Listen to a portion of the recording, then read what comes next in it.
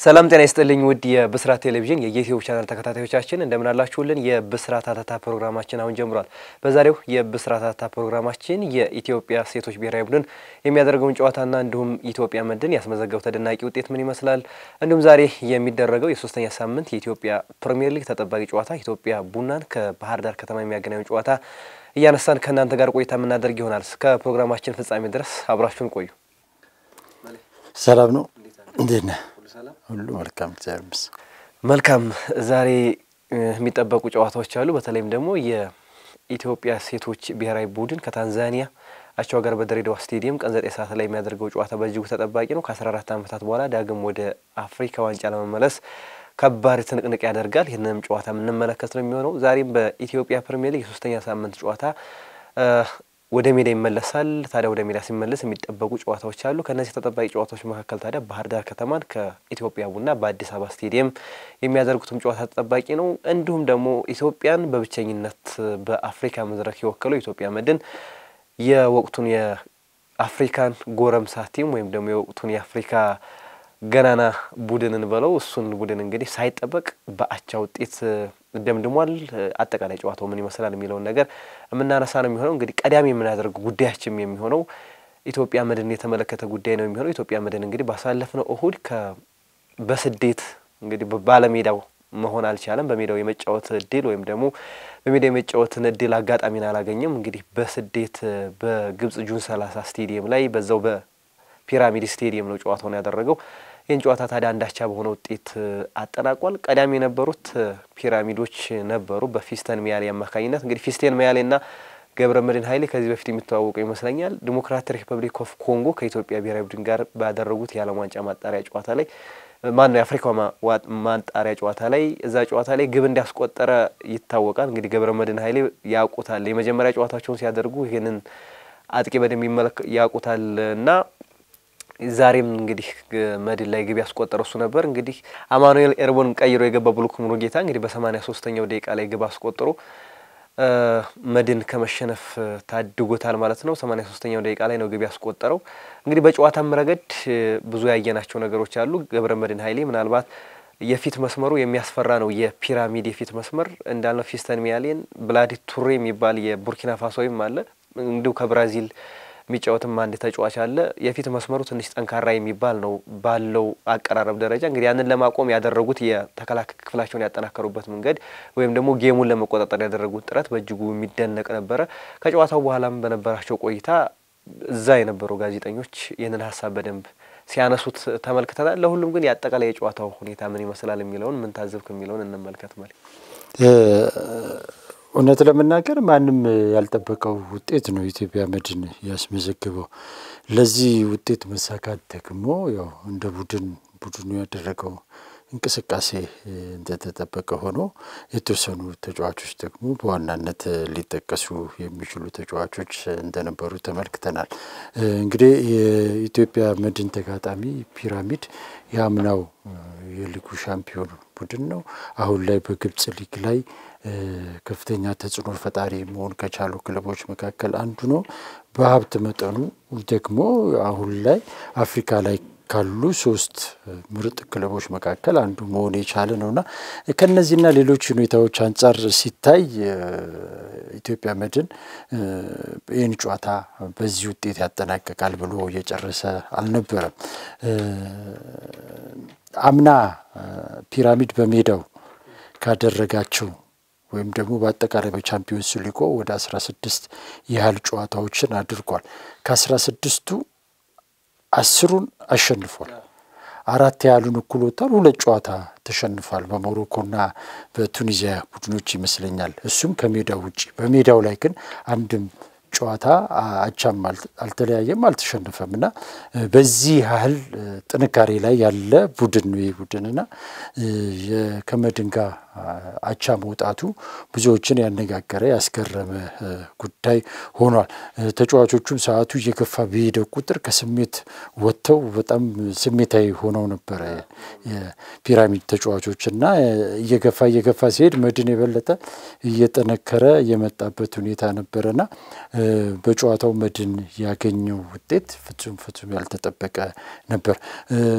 እርግጥ ነው በጨዋታው ፒራሚድ ፍጹም የበላይነት ነበረው። በጣም አጥቅቶ የሚጫወት በተጋጣሚ ቡድን ላይ ብዙ የሚቆይ በቀላሉ ሰብረው የሚገቡበት ሁኔታ ነበር በጨዋታው እንደተመለከትኩት እና ኢትዮጵያ መድን ፍጹም በመከላከል ላይ ያዘነበለ ኳሱንም ብዙ ተቆጣጥሮ የማይጫወት በጣም ጥንቃቄ ያበዛ ነጥብ ይዞ ለመውጣት ትኩረት ያደረገ ኢትዮጵያ መድን የተመለከቱት ከወትሮ ባህሪው ትንሽ ወጣ ያለበት ሁኔታ ነበር ኢትዮጵያ መድን። እውነት ለመናገር ይሄ ጨዋታ በዚህ ውጤት እንዲጠናቀቅ በቅርቡ ቡድኑን የተቀላቀለው ፋሲል ገብረ ሚካኤል በቃ ያንበሳውን ድርሻ ይወጣል የቀድሞ ብቃቱ ላይ ተመለሰ እንዲ ኢትዮጵያ መድን ውስጥ ያለው የዚህ ግብ ጠባቂ ሚስጥር ምንድነው ብለ እንድትጠይቅ የሚያደርግ ነገር ተፈጥሯል። አቡበከር በመውጣቱ ምክንያት ብዙዎቻችን ኢትዮጵያ መድን ዘንድሮ በጣም ይጎዳል ብለን አስበን ጠብቀን ነበር። ነገር ግን በእነዚህ አሁን በአገር ውስጥም በነበረው ጨዋታ ላይ አሁን እዚህ አህጉር አቀፍ ውድድር ላይ ፋሲል ገብረ ሚካኤል እውነት ለመናገር ያሳየው አቋም በጣም ድንቅ እና ምርጥ ሊባል የሚችል ነው። በርካታ ኳሶችን ማዳን ችሏል። ቡድኑን ይመራ ነበር፣ ያስተባብር ነበር። በራስ መተማመኑ በጣም ጥሩ ነበር። ቲሙ ላይ እንዳጠቃላይ የቆየ ተጫዋች ነበር የሚመስለው እንጂ አሁን በቅርብ ቡድኑ የተቀላቀለ ተጫዋች አይመስልም ነበርና ፋሲል ገብረ ሚካኤል ለውጤቱ መምጣት ትልቁን ድርሻ ተወጥቷል ብሎ መውሰድ ይቻላል። በተረፈ ግን ኢትዮጵያ መድን ቀድሞ ነው ጎል የተቆጠረበት እንግዲህ ወደ 11ኛው ደቂቃ ምናምን ላይ ነውና ሰዓቱ በጣም በጊዜ ከመሆኑ የተነሳ ብዙ ጎል ሊቆጠርበት ይችላል የሚል ግምት ነበርኝ። በሜዳቸው እንደመጫወታቸው መድን ከሜዳው ውጪ መጫወቱ ምናም በራሱ ቢፈጥርልን ነገር አለና አንዳንድ ጊዜ ያው ባለፈው ጊዜም ተናግረናል እንደዚህ ያን ነገሮች ሲነጡ ለመልካም ነገርም ሊሆን ይችላል ብሎ ማሰብ አንዳንዴ ተነሳሽነትንም በተቃራኒው ሊጨምር የሚችልበት ነገር ነበርና የመድን ተጫዋቾች የነበራቸው ተነሳሽነት ጥሩ ነበር። ያም ቢሆን ግን የፒራሚድ ተጫዋቾች በጣም ልምድ ያላቸው በጣም ትላልቅ ተጫዋቾች ያሉበት ከመሆኑ ጋር ተያይዞ ውጤቱን በጣም በሰፋ ጎል ልዩነት ሊያሸንፉ ይችላሉ የሚል ነገር ፈጥሮ ነበር። ያንንም ለመትፈር እውነት ለመናገር አጋጣሚዎችን በደንብ ፈጥረዋል። ብዙ የጎል አጋጣሚዎችን አግኝተዋል። ያው ግብ ጠባቂው ፋሲል ገብረ ሚካኤል ስለነበር ብዙ ኳሶችን ማዳን ቻለ እንጂ ብዙ ቦክስ ውስጥ መግባት ችሏል። በእኛ ሜዳ ላይ እንዳንወጣ አድርገው በጣም ተጫውተዋል እና ከዛ አንፃር ውጤቱ በዚህ ይጠናቀቃል ተብሎ አልታሰበም። ግን በዚህ ውጤት የተጠናቀቀበት ሁኔታ አለ። እዚህ ጋር ግን በጣም መናገር የሚያስፈልገው ኢትዮጵያ መድን ጎሉን ያስቆጠረበት መንገድ በጣም ድንቅና ምርጥ ነበር። መድን በዚህ ጨዋታ ላይ የያዘው ስትራቴጂ በካውንተር አታክ እነሱ ነቅለው ጎል ለማግባት ስለሚመጡ ጥተው የሚመጡት ቦታ ላይ ያንን ቦታ መጠቀም ነበር። ያው ሁሉ ጊዜም በትግስት ከቆየክ እንደዚህ አይነት አጋጣሚዎችን መጠቀም ትችላለና መድን የማታ እንግዲህ ያ ነገር ተሳክቶለት ጎሉን ማስቆጠር ችሏልና በአምስት ተች ነው ጎሉ የገባው። ኳሱ ተገኘ። ከዛ ነው ዋንጫ ዘጋ ጀመሩት ሄደ በረከት ካሌብ በዛ ፍጥነት በዛ እንትን እንዴት እዛ ጋር እንደደረሰ የሚገርም እንዴት እንዳመለጣቸው ሁሉ የሚገርም ነው። ማምለጡ ብቻ ሳይሆን ከገባ በኋላ ደግሞ ያንን ኳስ ወደ ኋላ አይቶት በዛ ፍጥነት በዛ እንትን አይቶ ወደ ኋላ ለሚመጣው ብሩክ አመቻችቶ የሰጠበት መንገድ ብሩክ ደግሞ በረኛውን ያነበበበት መንገድ መውጣቱን አይቷል በረኛው እና ያንን ጠብቆ መጥኖ ልኮ ያገባው ኳስ እውነት ለመናገር ለብሩክም ለበረከት ካሌብም አድናቆት ከፍ ያለ ነውና ሁለቱም ምርጥ ጥምረት ነበራቸው። በተለይ በረከት ያመለጠበት መንገድ በዛ ፍጥነት ውስጥ እንደዛ እየተከተሉ ደግሞ ከኋላ የሚመጣውን ብሩክን አይቶ ኳሱን የሰጠበት አመቻችቶ የሰጠበት መንገድ በጣም ምርጥ ነበርና ጎሉ የተቆጠረበት መንገድ በጣም ደስ የሚል ነበር። ከዛም በኋላ ያው ፒራሚዶች አሁንም ለማጥቃት ሞክረዋል። መድኖች ጎላቸውን ግን አስጠብቀው ስለነበረ ጨዋታው ባቻ ውጤት ተጠናቋል። ለመድን ትልቅ ውጤት ነውና የመርሱ ጨዋታ ይበልጥ አጓጊና ተጠባቂ እንዲሆን አድርጎታል። የመድን ጨዋታ እንዳልከው ነው ብዙ ሰው አልጠበቀው ነበር። ምናልባት በሰፊ ግብ ልዩነት ይሸነፋል እንጂ ያሸንፋል ወይም ደግሞ አቻ ይወጣል ብሎ ይጠበቃል አልነበረም። ግን ጨዋታው ላይ በተለይ ደግሞ አንዳንድ አሰልጣኞች ከምደነቅባቸው መንገዶች መካከል ያሰቡትን ሐሳብ ሜዳ ላይ ሲተገብሩት በጣም ደስ ይለኛል። ያንን ሐሳብና ገብረመድህን ኃይሌ ተከላክሎ የሚያገኛቸውን እድሎች ለመጠቀም በመስፈሮች መካከል ያሬድ የሚያደርጓቸውን ክሮሶች በነ ረመዳን የሱፍ አማካኝነት ለመጠቀም ጥረት ሲያደርጉ ብዙ ጊዜ ተመልክተናል። በተለይ ጎሉ የተቆጠረበት መንገድ እንዳልከው መድን ያስቆጠረበት መንገድ በእጅጉ የሚደንቅ ነበር። ያገኟቸውን በአምስት ተቾች ወደ ጎልነት ወዳው ነው የተቀየረው። ከዛም ባሻገር ግን ራሱ ፊስተን ሚያሌ ጎል ሲያስቆጥር 11ኛው ደቂቃ ላይ የተከላካዮቹ ያለመናበብ ስህተት ይሆናል እንጂ በፍጹም ጎል የሚሆንበት እድልም ላይኖር ይሆን ነበር። ግን ያቺ የተከላካይ ስህተት ጎል ተቆጠረች እንጂ በመከላከሉ ረገድ በደንብ የተዋጣለት መድንን ነው የተመለከተነው። በተለይ ደግሞ ቅድም ያነሳ ፋሲል ገብረ ሚካኤል ወጣት እንደሆነ ከዚህ በፊት በሊጉ በደንብ በባህር ዳር ከነማን በይት በነበረ ጊዜ በተለይ ደግሞ የዛኔ የውበቱ አባቶች 8 የኢትዮጵያ ብሔራዊ ቡድን ለአፍሪካ ዋንጫ ሲያልፍ ጥሩ ግብ ጠባቂ ምርጥ ግብ ጠባቂ ተስፈኛ ግብ ጠባቂ እንደነበር በደንብ ተመልክተናል። ከዛ በኋላ ጉዳቶችም ከዛ እዚህ ክለቦችን መቀየር አንዳንዴ ካቋምህ እንድትወርድ ያደርጋል። ብዙ ጊዜ ሲመላለስ ያንን ነገር እንዲያጣው አድርገን ነበር። ግን አቡበከር ኑራ ከወጣ በኋላ ኢትዮጵያ መድን በእጅጉ ይጎዳል የሚለው ሐሳብ በእጅጉ ገዝፎ ነበር። ግን በትናንትናው ጨዋታ አቡበከር ኑራ ሊተካ በሚችል ደረጃ ነው ያንን ብቃት ያሳየ ነበር። ሶስቱ ጎሎች በእርግጠኝነት ሶስቱ ጎሎች ግብ የሚሆኑበት እድል ነበር። ግን በሱ ተደናቂ ብቃት ነው የዳኑትና ለሁሉም ግን ኢትዮጵያ መድን በጥሩ የጨዋታ ሚዛን በጥሩ ጨዋታውን በመቆጣጠር ደረጃ በተለይ ገብረመድህን ኃይሌ ቀያሪያቸውን ብሩክን ቀይረው አማኑኤል ኤርቦን ቀይረው በብሩክ ሲያስገቡ የነበረው ሐሳብ በደንብ የሚታይ ነበር። ልጁ አትሌቲክ ነው፣ ይሮጣል፣ ያገኘውን እድልም እንደሚጠቀም ያውቁ ነበር። ግን እዛ የተገኘበት መንገድ ጥሩ የሚባል ነበር። ለሁሉም ግን የሐሙሱ ጨዋታ በእጅጉ የሚጠበቅ ነው። ግን የአፍሪካ ከሜዳ ውጭ ባገባ በሚለው አሁንም ኢትዮጵያ መድን ባለሜዳ ነው። በባለፈው ጨዋታ ላይ እንግዲህ በባለሜዳ አንድ ጎል ገብቶበታል። ከዛ በላይ ጎሎችን አስቆጥሮ የማሸነፍ ግዴታ ውስጥ አለው። አቻ ቢሆን እንኳን ግን ለኢትዮጵያ መድን ያልተጠበቀ ውጤት ጥሩ የሚባል መነቃቃት ጥሩ የሚባል በስነልቦናው ደረጃ ማሸነፍ እንደሚችሉ መገዳደር እንደሚችሉ አይተዋል። እንግዲህ 22.5 ሚሊዮን ዩሮ ይገመታል የፒራሚድ ስኳድ። ያ ማለት ወደኛ ሀገር ብር ስንመነዝረው ወደ 4 ቢሊዮን ብር አካባቢ ነው። የኛ ደግሞ 70 ሚሊዮን ብር አካባቢ ነውና በፍጹም በፋይናንስ ደረጃ በአስተዳደር ደረጃ በፍጹም የማይገናኝ ቡድን እንደሆነ በደንብ ተመልክተናል። ግን መገዳደር እንደሚቻል አሳይተዋል። እንግዲህ የሐሙሱ ጨዋታ በደንብ የምንጠብቀው አሁን በምስራቅ አፍሪካ ብቸኛው የምስራቅ አፍሪካ ተስፋ ኢትዮጵያ መድን ነው። ሌሎቹ ወድቀዋል። በሚገርም ሁኔታ የታንዛኒያ እግር ኳስ የት ደረጃ እንደደረሰ ተመልክተናል። አራቱም ታንዛኒያን ይወክሉ በኮንፌዴሬሽን ካፕም በቻምፒዮንስ ሊግም አራቱም አልፈዋል። የምስራቅ አፍሪካ የእግር ኳስ ኃይል ሚዛን በታንዛኒያ ቁጥጥር ስር እንዳለ በደንብ አሳይተዋል። ሱዳን ባልሂላል ተወክሏል። ሜሪክ ግን ተሸንፏል። በሲጉንዳ ተሸንፎ ነው ከዚህ ውድድር ውጭ ሆነው። እንግዲህ አሁን ብቸኛው ተስፋ የምስራቅ አፍሪካ ኢትዮጵያ መድን ነው። ይሳካ ይሆናል ወይ? ሐሙስ 1 ሰዓት በእጅጉ የምንጠብቀው ጊዜ ይሆናል። እንግዲህ የሐሙሱ ጨዋታ እኔ ከእሁዱ ጨዋታ ትንሽ ሻል ያለውን መድን የተሻለውን መድን እንመለከታለን ብዬ አስባለሁ። ኢትዮጵያ መድን ባለፈው እሁድ ተጋጣሚው ምን እንደሚመስል አሁን በደንብ አይተውታል። በስነ ልቦናው በእንቅስቃሴም የተሻለው መድን ይመጣል ብዬ አስባለሁ። አሰልጣኝ ገብረመድህን ኃይሌ ባለፈው ጨዋታ ላይ ያሰቡትን በደንብ አሳክተዋል። ትግስታቸው የሚደነቅ ነበር። የተጫዋቾቹም የሳቸውም ትግስትና እንደሚበልጧቸው በኳስ ቁጥጥር የበላይነት እዚህ ሀገር ውስጥ እንደምታሸንፈው ባለፈው ማሊንዴ ግን እንደምታሸንፈው እነዚህን በዛ ማሸነፍ እንደማይቻል ገብቷቸው ተቃራኒውን መንገድ ተጠቅመዋል። ጥቅጥቅ ብለው ሜዳቸው ላይ ጠብቀው በሚያገኙት ክፍተት ላይ ጎል ለማስቆጠር የሄዱበት ርቀት በደንብ ሜዳ ላይ ታይቷል። ቅድም የጠቀስከው ቅያሪ በራሱ የሚነግርክ ያንን ነው። እየተጠቁ ነው ግን እንደዛ እየተጠቃን ነው ብለው እንደገና ተከላካይ አላስገቡምና አጥቂውን ያስገቡት። አጥቂውን ሲያስገቡ የሚፈልጉት ነገር ምን እንደነበረ የሆነ ሰዓት ከተፈጠረ ያችን አጋጣሚ እንደሚጠቀሙ ያውቁ ነበር ማለት ነው።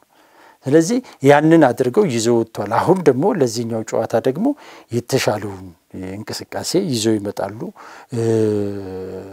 ጎል ማስቆጠር የግዴታቸው ነው። እዚህ ጨዋታ ላይ ጎል ካላስቆጠሩ በዛው ውጤት ቢጠናቀቅ እንኳን የሚያልፈው ፒራሚድ ነው። ስለዚህ እዛ ላይ የተሻለ ነገር ይዘው መጥተው ጎል ለማስቆጠር የሚችሉበትን ነገር ያደርጋሉ ብዬ አስባለሁ። ፒራሚዶችም በከፍተኛ ቁጭት እንደሚመጡ ማሰብ ያስፈልጋል። ይህን ጨዋታ አሸንፈው ማለፍ የሚፈልጉት አቻ ለመውጣታቸው ማስተማመኛ እነሱም የላቸውም። ስለዚህ ጠንካራው ፒራሚድ ይመጣል ብዬ አስባለሁ። ምናልባት አንዳንድ ጊዜ እነሱም እኛ አሁን ቀድመን በዚህ ውጤት አይጠናቀቅም ብለን እንዳንወሉ እነሱም ሚኖራቸው ግምት ይኖራል። ሜዳ ላይ የጠበቃቸው ነገር ሌላ እንደሆነ አይተውታልና ስለዚህ ይሄ ጨዋታ ከባድ ጨዋታ ጠንካራ ፉክክር የሚታይበት ሁኔታ ነው። ኢትዮጵያ መድን ታሪክ ለሚቀይርበትም አጋጣሚ ሊፈጠር ይችላል። ካሁን ቀደም እንግዲህ ቅዱስ ጊዮርጊስና ኢትዮጵያ ቡና የግብጽን ቡድኖች ሜዳቸው ድረስ ሄደው አስጥለዋል። አሁን ኢትዮጵያ መድንም ሄዶ በማስጣል ሶስተኛው ክለብ ሆኗል። አሁን ደግሞ ማሸነፍ ከቻለ ወደ ተከታዩ ዙር የሚያልፍበት እድል ከተፈጠረ ደግሞ ኢትዮጵያ መድን የመጀመሪያው ታሪካዊ ክለብ ይሆናል ማለት ነውና ከዚህ አንፃር ብዙ የምንጠብቃቸው ነገሮች ይሆናሉ። ለማንኛውም መልካም እድል ለኢትዮጵያ መድን ነው። መልካም እድል ለኢትዮጵያ መድን እንመኛለን። እንግዲህ በጉጉት የሚጠበቅ ጨዋታ ነው ሐሙስ የሚደረገው ጨዋታ። በሁሉም ረገድ ፒራሚዶች ከዚህ የበለጠ አቅማቸውን አጠራቅመው እንደሚመጡ ይገመታል። ምክንያቱም በእጅጉ የሚፈልጉት መድረክም ስለሆነ ለኢትዮጵያ መድንም የሚያልፍ ከሆነ እንግዲህ 98 ሚሊዮን ብር አካባቢ ወደ ካዝኖ የሚያስገባበት እድል አዲስ ታሪክን የሚጽፍበት ስለሆነ እንግዲህ በእጅጉ የሚጠበቅ ነው። እድል እንግዲህ ሀገራችንን ለወከለው ለኢትዮጵያ መድን ማለት እንፈልጋለን። ወደ ሁለተኛው ጉዳያችን እንለፍ። የኢትዮጵያ ሴቶች ብሔራዊ ቡድን ዛሬ ታሪክን ለመቀየር በድሬዳዋ ስቴዲየም ከታንዛኒያ አቻቸው ጋር ይፋጠጣሉ። ይህ የ14 ዓመታት ታሪክ በእነዚህ በአሰልጣኝ ዮሴፍ ገብረወልዴ በሚመራው ስብስብ የ14 ዓመታት ታሪክ ይቀየር ይሆን ወይ የሚለው ቀን 9 ሰዓት ላይ በድሬዳዋ ስቴዲየም ምላሽ የሚሰጥ ነው የሚሆነው። እንግዲህ የመጀመሪያውን ጨዋታ በታንዛኒያ በተደረገው ጨዋታ ላይ 2-0 ተሸንፎ ነው ወደዚህ ጨዋታ እየተመለሰው። ይህንን ጨዋታ እንግዲህ ለማሸነፍ 3 እና ከዚያ በላይ ግቦችን አስቆጥሮ ማሸነፍ ይጠበቅበታል ወደ ቀጣዩ ዙር ለማለፍ ማለት ነው። እንግዲህ ያንን እንዴት ያደርገዋል የሚለው በእጅጉ የሚጠበቅ ነው የሚሆነው። እንግዲህ በባለፈው በነበረው ጨዋታ ላይ በእጅጉ የተዳከመውን ብሔራዊ ቡድን ነው የተመለከተው። የኛ ብሔራዊ ቡድን ብዙ ተስፋ የተጣለበት ብሔራዊ ቡድን ነበረ። ወጣት ተጫዋቾች አሉ፣ ልምድ ያላቸው ተጫዋቾችንም የያዘ ነው። በስብስብ ደረጃ ስንመለከተው ብዙ ለክፉ የሚሰጥ አይነት ስብስብ አይደለም። ጥራት ያላቸው ተጫዋቾችን የያዘ ነው። ግን ያንን ጥራት ያለው ተጫዋቾችን የያዘ በተለይም ደግሞ በእጅጉ የምትገርምበት መሌ ፊዚካል ፊትነሳቸው በደንብ ሜዳ ላይ ስንመለከት ፊት ያልሆነበትን ሁኔታ በደንብ ስንመለከት ነበር። እንግዲህ የፌዴሬሽኑ 2 የፊዚካል ፊትነስ አሰልጣኞችን የብሔራዊ ቡድን ዋና ብሔራዊ ቡድን አሰልጣኝ የወንዶች ብሔራዊ ቡድን አሰልጣኝ የነበሩትን ወደዚህኛው አምጥቶ ሲያሰራ እንደነበረ ተመልክተናል። ግን በእውነት በእንደዛ ነው ወይ የሰሩት የሚለው ነገር ጥያቄ ምልክት ውስጥ የሚገባ ሆኖ ተመልክተናል። ለሁሉም ግን በዛኛው በነበረው ጨዋታ በታንዛኒያ ላይ በነበረው ጨዋታ ላይ ብዙ አመርቂ ያልሆነ እንቅስቃሴ ነው የታየው። አሰልጣኙ የሚያስቡትን ነገር ሜዳ ላይ ተግብረዋል ወይ የሚለውም በእጅጉ የሚያነጋግር ነበረ። ግን ዛሬ ያም ሆኖ ይህ እነዚህ የኢትዮጵያ ሴቶች ብሔራዊ ቡድን ዛሬ ትልቅ ታሪካዊ ኃላፊነት ይጠበቅባቸዋል። ይህን ትልቅ ታሪካዊ ኃላፊነት ዛሬስ እንዴት ይወጡታል የሚለውን ጉዳይ እናንሳ። እንግዲህ ይህ ጨዋታ ለአፍሪካ ዋንጫ ለማለፍ የሚደረግ እጅግ በጣም ትልቅ ጨዋታ ነውና በአጠቃላይ በኢትዮጵያ እየተካሄደ ያለውን ከጊዜ ወደ ጊዜ እያደገ የመጣውን የሴቶች እግር ኳስ እንቅስቃሴ ይበልጥ ወደ ተሻለ ደረጃ እንዲሻገር ትልቅ እድል የሚፈጥር ጨዋታ ነው። ምንጊዜም በአፍሪካ መድረክ ውድድሮች ትላልቅ ውድድሮች ላይ መሳተፍ ስትችል የሚፈጠሩ የተለያዩ መልካም አጋጣሚዎች ይኖራሉና እነዛን መልካም አጋጣሚዎች እንዲፈጠሩ ምክንያት የሚሆን ጨዋታ ስለሆነ ጨዋታው እጅግ ተጠባቂ ነው። እንግዲህ ኢትዮጵያ ለአፍሪካ ዋንጫ ካለፈች ቀደም ሲል እንደጠቀስከው ከ10 ዓመት በላይ ሆኗታል። ስለዚህ ዳግም መመለስ መላው ኢትዮጵያ ይጠብቃል።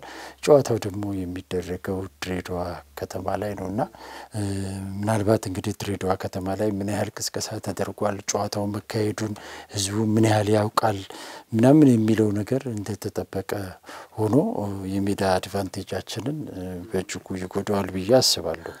ምክንያቱም ድሬዳዋ ላይ ያለው የእግር ኳስ ተመልካች ቁጥር ከጊዜ ወደ ጊዜ እየሞተ የመጣበት ሁኔታ ነው ያለውና በዛ ደረጃ ጠንካራ ድጋፍ ያገኛሉ ብዬ አላስብም። ይሄ ደግሞ በውጤቱ ላይ ራሱን የቻለ ከፍተኛ ተጽዕኖ ያደርጋል። ምክንያቱም ይህን ጨዋታ ለማሸነፍ እኛ 3 ጎልና ከዛ በላይ ይጠበቅብናል። ስለዚህ ይህን ለማድረግ ደግሞ ከፍተኛ የሆነ የደጋፊ ድጋፍ ያስፈልጋል። የሜዳ አድቫንቴጅን በደንብ መምታት ያስፈልጋልና ከዛ አንፃር ትንሽ ስጋቶች አሉኝ። በርካታ ደጋፊ አይገባም የሚል ነገር አለ። ከዛ ባሻገር ግን ተጋጣሚያችን ደግሞ እጅግ በጣም ጠንካራ እና ከጊዜ ወደ ጊዜ እየተሻሻሉ እየተለወጡ የመጡ ናቸው። ቀደም ሲል የጠቀስከው እዚህ ከፊዚካል ፊትነስ ጋር ተያይዞ ያለውን ነገር ራሱ ዝም ብለህ ስትመለከት እነሱ የዛሬ 10 ዓመት ምናምን የነበራቸው ቲም አውቀዋለሁ በደንብ እና ከጊዜ ወደ ጊዜ እያየናቸው እየተለወጡ የመጡበትን ሁኔታ ትመለከታለህ። ኢትዮጵያ ብሔራዊ ቡድን ላይ አሁንም ከዚህ ከፊዚካል ፊትነስ ጋር ተያይዞ ያሉ ችግሮች በጣም መሰረታዊ የሚባል ችግር ነው። እኔ የሴቶች እግር ኳስ ላይ ሁሉ ጊዜም ሳይ በቃ አንዳንድ ጊዜ ከፍትፍቱ ፊቱ የሚባል ነገር አለ አይደል? እንደዚህ አይተክ በቃ አፒታይትን እንትን ያደርገዋልና እዛ ላይ ለውጦች መጥተዋል ብዬ አላስብም። እና አሁንም ያለው ችግር የመሰረታዊ ነገር ችግር ነው። አሁን በብሔራዊ ቡድን ደረጃ ያልካቸው ባለሙያዎች ብዙ ሊቀይሩ አይችሉም ያለውን ነገር ጠብቁ ከመሄድ ባሻገርና ከክለብ ጀምሮ ያለ ችግር ይመስለኛል። እዚህ ሴቶቻችን በፊዚካሊ ፊት የመሆን ጉዳይ ብዙ ሙያተኞችን ይፈልጋል፣ ብዙ እውቀቶችን ይፈልጋል እነሱን ለመቀየር። በሀገራችን ደግሞ ያለው ነገር ደግሞ የምታውቀው ነው። አንድ አሰልጣኝ ሁሉንም የሚሰራበት ነውና በዛ ደረጃ ለውጥ ሊመጣ አልተቻለም እና አሁንም እግር ኳሳችንን የሴቶች እግር ኳስንን ለመቀየር እዛ አካባቢ ላይ ብዙ የሙያተኞች ድጋፍ የሚፈልግ ነገር ያለ ይመስለኛልና ከዚህም አንፃር ስታየው ብልጫ እንደሚወሰድብን ግልጽ ነው። ባለፈውን ጨዋታ ተወሰነ ፊልሙን አይቻለሁና ፍጹም ሊባል በሚችል ደረጃ የበላይነት ተወስዶብናል። በኳስ ቁጥጥር በለው፣ በማጥቃት በለው፣ በመከላከል በለው፣ በሁሉም ረገድ በማሸነፍ ስለንቦናችን ሁሉን ነገር ስታየው ፍጹም የበላይነት የተወሰደብን ሁኔታ ነው የነበረው። ለምን በዚህ ደረጃ ሆነን አላውቅም። ምን እንደተፈጠረ ትንሽ ብዙ ነገሮችን ማየት፣ መጠየቅ፣ ማጣራት የሚያስፈልግ ይመስለኛል። ግን የኢትዮጵያ ብሔራዊ ቡድን በእንደዚህ ደረጃ እኔ ሲበለጥ አይቼው አላውቅምና የነዛ ጥንካሬ እንደተጠበቀ ሆኖ የነዛ መሻሻል ለውጣቸው እንደተጠበቀ ሆኖ ግን የኢትዮጵያ ብሔራዊ ቡድን በየትኛውም ሁኔታ ውስጥ ሲሆን የራሱ የሆነ ነገር ይኖራል። አንዳንዴ ከረፍት በፊት ደካማ ብትሆን ከረፍት በኋላ ብትለወጥበት ምናምን ነገር አለና ከዛ አንፃር 2-2 እንዲያውም መጠናቀቁ ለኢትዮጵያ እንደ መልካም አጋጣሚ ነው የሚወሰደውና ዞሮ ግን ምንም ሆነ ምን አሁን ጨዋታው የሚደረገው በሜዳችን ላይ የማለፍ እድላችን ያለው በእጃችን ነው። ስለዚህ ተጫዋቾቻችን ከባለፈው ተምረው የተሻለውን ቡድን ቅርጽ አሰልጣኙም ይዘው ይመጣሉ ብዬ አስባለሁ። በዛ ላይ እነ ሎዛ አበራ አርያትም መታለች። ስለዚህ እነሱ ደግሞ የተሻለ አቅም ለቲማችን ይፈጥራሉ ብዬ አስባለሁ። የአየር ሁኔታውን በተወሰነ ደረጃ ያግዘናል የሚል ነገር አለኝ። ኢትዮጵያ ብሔራዊ ቡድን መልካም እድል ይግጠሙ ከማለት የዘለለ ግን አሁን ውጤቱን እንቀለብሳለን ለማለት እጅግ በጣም ከባድ የሚሆን ይመስለኛል። ብዙ ከባድ ነው። እንግዲህ በባለፈው ባየነው ጨዋታ ላይ ብዙ ክፍተቶች ስንመለከት ነበር። በተለይ ደግሞ የሚተው ስፔሶች በማጥቃት የነበረን እንቅስቃሴ በመከላከሉም እንዳልከው የገቡብን ጎሎች ራሱ ብዙ አሳማኝ ያልሆኑ ጎሎች ናቸው። በተለይ የሁለተኛው ጎል የተቆጠረበት መንገድ ብዙ አሳማኝ አይደለም። የመከላከል ስህተቶች ተመልክተናል። ዞሮ ግን በዛሬው ጨዋታ የኢትዮጵያ ሴቶች ብሔራዊ ቡድን በሁሉም ረገድ በ3-4 እጥፍ ተሽሎ ከዛ ጨዋታ ተሽሎ መገኘት የግድ ይለዋል። 3 ጎሎችን ማስቆጠር ግዴታችን ነው። ስለዚህ 3 ጎሎችን ስታስቆጠር ጎል እንዳይቆጠርብህም እያሰብክ ነው የምትጫወተው። ስለዚህ በብዙ መንገድ ጫናው ከባድ እንደሆነ እንረዳለን። ግን ደግሞ በሜዳችን ከመጫወታችን አንፃር እንግዲህ በድሬዳዋ ብዙ እንቅስቃሴዎችን ስንመለከት ነበር። ሶሻል ሚዲያ ላይ ደጋፊ ገብቶ ሴቶች ብሔራዊ ቡድኑን እንዲያበረታታ ብዙ እንቅስቃሴዎች አሉ። እንግዲህ ኢትዮጵያ የድሬዳዋ ማህበረሰብ እግር ኳስ ወዳድ እንደሆነ ይታወቃል። ያንን በሱ ያለውን ኃላፊነት ይወጣል ብለን እናስባለን። በአጥቂ ክፍል ላይ ሎዛና አሪያት ወደ ቡድኑ መቀላቀላቸው ሌላ ጥሩ ነገር የሚባል ነው። በተለይ ደግሞ ባለፈው ጨዋታ ላይ ብዙ የቆመውን አረጋሽ ካልሳን በዛ ጥሩ ብለን ካነሳን አረጋሽ ካልሳን በብቻዋ የምታደርገው እንቅስቃሴ ነበር። ያ እንቅስቃሴ ደግሞ እንደ ቡድን ካልሆነ አስቸጋሪ ሲሆን ተመልክተናል። ግን አሁን የሚያጣምራት ሎዛንም አሪያትንም ካገኘች ጥሩ ነገር እንደሚፈጥሩ ከዚህ በፊት በነበረው ዩጋንዳን ባሸነፉበት ጨዋታ በቢቄላ ስቴዲየም እንዲሁ 2-0 ተሸንፎ መጥተው ያን ጨዋታ እንደቀለበሱ እናስታውሳለን። እና ከዛ ጋር ተያይዞ ምናልባት ያኛውም የቀለበሱበት መንገድ ለአሁኑ መነሳሳት እንደሚሆናቸው ማድረግ እንደሚችሉ ማሳያ ስለሚሆን በእግር ኳስ የሚፈጠረው ነገር አይታወቅም፣ ማድረግ እንደሚችሉ ማይተዋል። ስለዚህ ያን ነገር አድርገው ዳግም አዲስ ታሪክን ይጽፋሉ ብለን ተስፋ እናደርጋለን። እንግዲህ እኛም ለሉሲዎቹ መልካም እድል እንዲገጥማቸው ድል ለሀገራችን ማለት እንወዳለን። የመጨረሻ ጉዳያችንን እንመልከት። የኢትዮጵያ ፕሪሚየር ሊግ የሶስተኛ ሳምንት ጨዋታዎች ዛሬ ወደ ሜዳ ይመለሳሉ። ቀን 7 ሰዓት ላይ ኢትዮ ኤሌክትሪክን ከአርባ ምንጭ ከተማ፣ ባህር ዳር ከተማ ከኢትዮጵያ ቡና 10 ሰዓት ላይ እንዲሁም በሐዋሳ ዩኒቨርሲቲ ሜዳ ምድረገነት ሽሬን ከወልዋሎ አዲግራት ዩኒቨርሲቲ፣ መቻልን ከኢትዮጵያ ንግድ ባንክ ያገናኛል። ምድረገነት ሽሬ ከወልዋሎ አዲግራት ዩኒቨርሲቲም እንግዲህ የትግራይ ደርቢ ነው። ይህም የሚጠበቅ ጨዋታ ነው። ግን ከሁሉም የሚጠበቀው ጨዋታ በአዲስ አበባ ስቴዲየም የሚደረገው ጨዋታ ነው። ባህር ዳር ከተማን ከኢትዮጵያ ቡና የሚያገናኘው ጨዋታ ነው። ሁለቱም ቡድኖች በተለያየ ሂደት ላይ ያሉ ቡድኖች ናቸው። ምናልባት ሁለት ጨዋታዎችን በፕሪሚየር ሊግ ያደረጉት በእርግጥ ግን የመጀመሪያውን ጨዋታ ኢትዮጵያ ቡና በሸገር ደርቢ በጊዮርጊስ ተሸንፏል። ከዛ ማግስት እንግዲህ ነገሌ አርሲ እንዳሸነፈ እናስታውሳለን። በአንጻሩ ባህር ዳር ከተማ የመጀመሪያውን ጨዋታ በአስደናቂ የጨዋታ እንቅስቃሴ 3-1 ሀዲያ ሆሳዕና እንዳሸነፈ እናስታውሳለን። በባለፈው ጨዋታ ደግሞ በመጨረሻው ከመሸነፍ ተርፏል። ከአርባ ምንጭ ከነማ ጋር አንዳቻ ነው የተለያየው። በዛ ጨዋታ አስገራሚ ነገር እንደተፈጠረ እናስታውሳለን። ግርማ ዲሳሳ ጎል ካስቆጠረ በኋላ ደስታው ብዙ ሳይቆይ በቢጫ ካርድ በሁለት ቢጫ ከሜዳ በቀይ ካርድ እንደተሰናበተ የሚታወስ ነው። ብዙ ድራማዊ ክስተቶችን ያየንበት ጨዋታ ነበር። ግን ባህር ዳር ከነማ በእንቅስቃሴ ደረጃ አሁን በሊጉ ከተጀመረ በኋላ ካየናቸው ቡድኖች ጥሩ የሚባለው ቡድን እንደሆነ ተመልክተናል።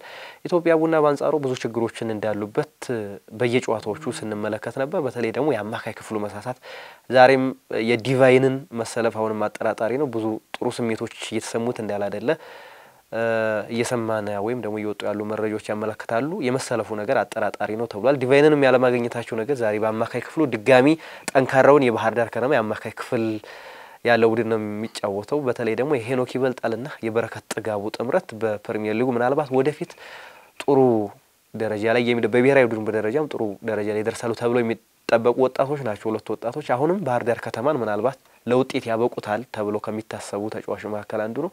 ከዛ ባሻገር አማኑኤል ገብረ ሚካኤል ግብ ማስቆጠሩ ለባህር ዳር ከነማ የመጀመሪያ ጨዋታ ላይ ግብ ማስቆጠሩ ጥሩ የሚባል ነው። አማኑኤል ገብረ ሚካኤል እንግዲህ በሊጉ ካየናቸው ጥሩ አጥቂዎች መካከል አንዱ ነው። ግን ባለፉት 2-3 ዓመታት ያንን የቀደመ ብቃቱ ማግኘት በጉዳት ምክንያት ብዙ ሲቸገር የነበረ ተጫዋች ነው። አሁን ግን ካገኘ ጎሎችን ማስቆጠር እንደሚችል አሳይቷል። ሁሉም ግን ዛሬ ይሄ ጨዋታ ቀን 10 ሰዓት ላይ የሚደረግ ጨዋታ ነው ይጠበቃል። ይሄን ጨዋታ እናንሳ ማለት እንግዲህ ከሳምንቱ ምርጥ ጨዋታዎች መካከል እንግዲህ በቀዳሚነት የሚጠቀሰው የሁለቱ ቡድኖች ጨዋታ ነው። ኢትዮጵያ ቡና በሜዳውና በደጋፊ ፊት መጫወቱ፣ ባህር ዳር ከተማ ደግሞ ባለፉት ሁለት ጨዋታዎች ላይ በአዲስ መንገድ በአዲስ ወጣት ተጫዋቾች ተገንብቶ ያሳየው ብቃት ጥሩ ሊባል የሚችል በሁለት ጨዋታዎች ላይ ወጥ የሆነ ብቃት ማሳየት የቻለ ቡድን ከመሆኑ ጋር ተያይዞ ይህ ጨዋታ ከሌሎች ጨዋታዎች በተለየ ተጠባቂ ሊሆን ይችላል። እንዲሁም እንግዲህ ሐዋሳ ላይ ሐዋሳ ከተማ ከወላይታ ዲቻ የሚያደርጉት ጨዋታም እንደዚሁ ተጠባቂ ጨዋታ ነው። ሁለቱ ቡድኖች ሁሌም ሲገናኙ የሚያደርጉት ጨዋታ በደጋፊዎች የተሞላ በፉክክር ስሜት ውስጥ ያለ ጨዋታ ከመሆኑ አንጻር እሱም እንደዚሁ ይጠበቃል። ግን በዋናነት ኢትዮጵያ ቡና ከባህር ዳር ከተማ የሚያደርጉት ጨዋታ በብዙ መንገዶች ተጠባቂ እንዲሆን አድርጎታል። እንግዲህ የኢትዮጵያ ፕሪሚየር ሊግ ከተጀመረ 3ኛ ሳምንቱ ላይ ነው እንግዲህ የሚሆነው። ባለፉት 2 ሳምንታት እንግዲህ የታዩት ጅምሮች ከሳምንት ወደ ሳምንት ሲሻገር እየቀነሰ የመጣበት ጥብቅ የሆነ ወደ መከላከል ላይ ያመዘነ እግር ኳስን እየተመለከትን ነው። የመጀመሪያው ሳምንት ላይ እንግዲህ ወደ 19 ያህል ጎሎች ተቆጥሮ ነበር። ሁለተኛው ሳምንት ላይ ወደ 13 ዝቅ ያለበት በርካታ ጨዋታዎች በአቻ ውጤት የተጠናቀቁበት ሳምንት ነበር። ይህ ሳምንት ደግሞ ከዛ በመነሳት ይኸው ነገር ይቀጥላል የሚል ነገር ነው እንግዲህ ቁጥሮች እያሳዩ ያሉት። ምክንያቱም ቡድኖች አሁን ራሳቸውን እያወቁ ሲመጡ፣ ተጋጣሚያቸውን እያወቁ ሲመጡ የወራጅ ቁጥር 4 ከመሆኑ ጋር ተያይዞ ጥንቃቄ ያለው ፉትቦልን እንደሚመርጡ ምንም ጥያቄ የለውም። ስለዚህ የሁለቱ ቡድኖች ጨዋታም በዚህ ሁኔታ ውስጥ ሊደረግ ይችላል የሚል ግምት አለኝ። ነገር ግን ባህር ዳር የማይቆሙ እጅግ የሚሮጡ ተጫዋቾች አሉት በብዛት። አምና ኢትዮጵያ ቡና ያደርግ የነበረው አይነት እንቅስቃሴ ያለው ቡድን ነው። በጣም በቡድን ይከላከላሉ፣ በቡድን ያጠቃሉ። ቶሎ ከኳሱን ሲነጠቁ ቶሎ እንደገና አሳደው ይቀበላሉ። ስለዚህ ለኢትዮጵያ ቡና በጣም ኦርጋናይዝድ ገና ቅንጅት ላይ ላልሆነው ኢትዮጵያ ቡና ይህ እጅግ በጣም ከባድ ፈተና ሊሆንበት ይችላል ብዬ አስባለሁ። ኢትዮጵያ ቡና በአንጻሩ ይህን ጨዋታ ማሸነፍ የቡድኑን ቅርጽ የቡድኑን መሻሻል ወደ መልካም ነገር ለመውሰድ እጅግ በጣም ወሳኝ ጨዋታ ነው። ኢትዮጵያ ቡና ከዚህ በኋላ የሚያደርጋቸውን የዛሬውን ጨምሮ 3 ጨዋታዎችን በሜዳው ያደርጋል። እነዚህን ጨዋታዎች የማሸነፍ ግዴታ ውስጥ ገብተው ነው ተጫዋቾቹም አሰልጣኞቹም ወደ ሜዳ የሚመጡት። ምክንያቱም በደጋፊ ፊት ነው የምትጫወተው። ይሄ ደጋፊ ደግሞ ውጤት ይፈልጋል። ቡድኑም እንደ ቡድን ከሊጉ ፉክክር አንጻር ተፎካካሪ ቡድን እንዲሆን ይፈልጋል። ስለዚህ እንዲህ አይነት በደጋፊ ፊት ያሉ ጨዋታዎችን ማሸነፍ ግዴታ ነው። ጠንካራ ተፎካካሪ ቡድን ለመሆን ውጤት ያስፈልጋል። ውጤት ደግሞ ከምታገኝባቸው መልካም እድሎች አንዱ በደጋፊ ፊት መጫወት ነውና ከዛ አንጻር ኢትዮጵያ ቡና በዚህ ስሜት ውስጥ ሆኖ ነው ወደ ሜዳ የሚመጡት። ከፍተኛ የማሸነፍ ስሜት ፍላጎት ሊሆን ይችላል። ግን ያ በእውቀት መመራት ካልቻለ ደግሞ አደጋው የከፋ ሊሆን ይችላልና ያን ታሳቢ አድርገው ስለሚመጡ ባህር ዳር ከተማም አሁን ላይ ከላይ ነው ያለው፣ 3ኛ ደረጃ ላይ ነው ያለው። ይህን ጨዋታ ካሸነፈ ወደ መሪነት ስለሚመጣ ሁለቱ በአንድ ነጥብ ልዩነት ነው ያሉት። በራሱ አንዱ ማሸነፍ ከአንዱ ጋር ያለው ልዩነት የሚያሰፋበት ወይም የሚበልጥበት ጨዋታ ስለሆነ ጨዋታው እጅግ ተጠባቂ ጨዋታ ነው ብሎ መውሰድ ይቻላል። በእጅጉ ተጠባቂ ጨዋታ ነው። በዚህ ጨዋታ ላይ እንግዲህ ባለሜዳው ቡድን ባህር ዳር ከተማ ነው። ቡና ባዌ ነው የሚጫወተው። እንግዲህ አዲስ አበባ ቢሆንም ያው ባለሜዳው ቡድን ባህር ዳር ከተማ ነው። እንግዲህ ጠንካራ የተከላካይ ክፍል ያለው ቡድንና ጠንካራ የፊት መስመር ያለው ቡድን የሚጋጠሙበት ጨዋታ ነው የሚሆነው። እንግዲህ ይሄንን ማን ተቋቁሞ ጎል ያስቆጥራል፣ ማን ያሸንፋል የሚለው በእጅጉ የሚጠበቅ ነው የሚሆነው። እንግዲህ በሁለቱም በኩል ጥሩ ተጫዋቾችን ተመልክተናል። በተለይ በኢትዮጵያ ቡና በኩል ምናልባት ለውጥ ሊያመጡ የሚችሉ ተጫዋቾችን ስንመለከት ነበርና አወከል አዳሙን የመሰለ ተጫዋች ይዟል። ምናልባት ይሄኛው ተጫዋች ጥሩ የሚባል እንቅስቃሴን ያደረገ ባለፉት የኢትዮጵያ ቡና ጨዋታዎች ላይ በተሰለፈባቸው ጨዋታዎች ላይ ተጽዕኖን በሚገባ ኢትዮጵያ ቡና ላይ አይተናል። ምናልባት በዛሬውም ጨዋታ እነዚህኞቹ ተጫዋቾች ልዩነት ሊፈጥሩ ይችላሉ ተብለው የሚጠበቁ ተጫዋቾች ናቸው። በባህር ዳር ከነማን በኩል ቅድም እንዳነሳነው እና ማሉ ገብረ ሚካኤልን የመሳሰሉ ተጫዋቾችን የያዘ ነው። በዛሬው ጨዋታ ምናልባት በባለፈው ጎል አስቆጣሪውና አሰቃቂ ጉዳት የደረሰበት ምናልባት በዛ ጨዋታ ላይ ጉዳት አልደረሰበትም፣ ተጫውቶ ነበር። ግን ከጨዋታው በኋላ ጉዳት እንደደረሰበት ተሰምቷል። ዛሬም ይሄኛው ተጫዋች ክንዱ ባየልኝን ባህር ዳር ከተማ አያገኘውም ተብሏል። በተመሳሳይ በኢትዮጵያ ቡና ቤትም ዳላንድ ኢብራሂም ቅጣት ላይ እንዳለ ይታወሳል። ግብ ጠባቂው በሸገር ደርቢ ቀይ ካርድ እንዳየ የሚታወስ ነው። እሱም ዛሬም ጨዋታ አይገባም። 3 ጨዋታዎች የተቀጡ መሆኑ ይታወሳል። እሱም አይገባም። በተመሳሳይም በኢትዮጵያ ቡና የቀድም ያነሳ ነው ዲቫይን የመግባቱ ነገር አጠራጣሪው ተባል። ምናልባት በኢትዮጵያ ቡና በኩል ትንሽ የመሳሳት ነገር ይኖራል ተብሎ ይታሰባል። በተለይ የዲቫይንን ተጽዕኖ ባለፉት አመት የኢትዮጵያ ቡና እንቅስቃሴ ውስጥ ቁልፍ ሚና ከነበራቸው ተጫዋቾች መካከል አንዱ ነው። ዛሬ እሱን ማጣቱ በኢትዮጵያ ቡና ሊጎዳው ይችላል ተብሎ ይጠበቃል። ግንኙነታቸው እንኳን ስንመለከት ባህር ዳር ከተማ የበላይነት አለው። 13 ጊዜ ከዚህ በፊት ተገናኝተዋል። በ13 ጊዜ ግንኙነታቸው ባህር ዳር ከተማ 6ቱን ማሸነፍ ችሏል። 3ቱን ኢትዮጵያ ቡና አሸንፏል። በቀሪ ጨዋታዎች ላይ ደግሞ አቻ ውጤት ነው ያላቸው። ባህር ዳር ከተማ ኢትዮጵያ ቡና ላይ ባለፉት ጨዋታዎች ላይ የበላይነት አለው። ያንን የበላይነቱን ዛሬ ያስቀጥላል ወይስ ደግሞ ኢትዮጵያ ቡና ያሸንፋል የሚለው በእጅጉ የሚጠበቅ ነው የሚሆነው። እንግዲህ በርካታ ደጋፊዎች ወደ ሜዳ ገብተው ያዩታል ተብሎ ይጠበቃል። ቅድም እንዳነሳሁም ጥሩ ጨዋታ እናይበታለን ተብሎ ጨዋታው በራሱ 10 ሰዓት ላይ መደረጉ በራሱ ጥሩ እንቅስቃሴ ይታይበታል ተብሎ ሁለቱም ጥሩ ኳስን ለመጫወት ጥረት የሚያደርጉ ቡድኖች መሆናቸውን ተመልክተናል። ኢትዮጵያ ቡና ምንም እንኳን ፕሮግረስ ቢጎለውም ግን ያን ሐሳብ እንዳለው ያው ቡና ነው ከዚህ በፊት በነበረው ሐሳቡና ከዛ አንፃር ጥሩ ጨዋታ ይታይበታል። ለገለልተኛ ደጋፊም ቢሆን ጥሩ ጨዋታ እናይበታለን ተብሎ የሚጠበቅ ጨዋታ ነው። ጨዋታ በእጅጉ ይጠበቃል። ሌሎች ጨዋታዎችም ቅድም የጠቀስናቸው ጨዋታዎች በሐዋሳ ዩኒቨርሲቲ ሜዳ የሚደረጉ ነው የሚሆኑት። የሶስተኛ ሳምንት የኢትዮጵያ ፕሪሚየር ሊግ ጨዋታዎች ዛሬ በእንዲህ ባለ መልኩ የሚጀምሩ ይሆናል። መሌ በዚሁ እናጠናቅ። ውድ ተመልካቾቻችን የኢትዮጵያ ሴቶች ብሔራዊ ቡድን በድሬዳዋ ስቴዲየም የሚያደርጉት የአፍሪካ ዋንጫ ለማለፍ የሚጠበቀው ጨዋታን ዳሰስን። እንዲሁም ደግሞ የኢትዮጵያ ፕሪሚየር ሊግ የሶስተኛ ሳምንት ጨዋታዎች የኢትዮጵያ መድን ያልተጠበቀው ውጤት ምን ይመስላል የሚለውን ማነሳን። ፕሮግራም አዘጋጅ ወደ እናንተ ማድረሱ መላኩ ወልደሰንበትና ያንተነ ታረቀ ከመላው የስቱዲዮ ባለሙያዎች ጋር በጋራ በመሆን አብራናችሁ ቆይታ አደረግን። ያላችሁን ሐሳብ አስተያየት በኮሜንት ሴክሽን ላይ አካፍሉን። ሰናይ ጊዜን ተመኘ።